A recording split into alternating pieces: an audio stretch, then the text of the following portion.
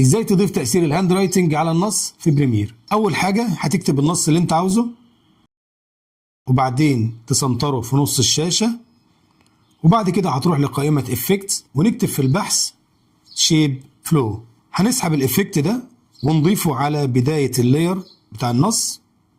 بعد كده هنحدد الافكت نفسه مش اللاير، خلي بالك الافكت نفسه، حدد الافكت مش اللاير. وبعدين نروح على قائمة افكت كنترول، بس اهم حاجة تتأكد ان السي تي اي او المؤشر الازرق اللي على التايم لاين ده في بداية الافكت، يعني في الثانية 0.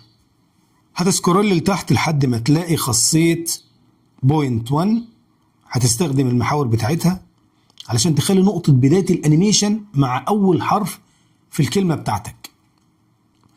وبنفس الطريقة نقدر نطول الافكت باننا نسحبه على اللاير كده، وكمان نقدر نضيفه في النهاية علشان نعكس التأثير. لكن اتأكد انك ظبطت خاصية بوينت 1 زي ما عملنا في البداية بالظبط.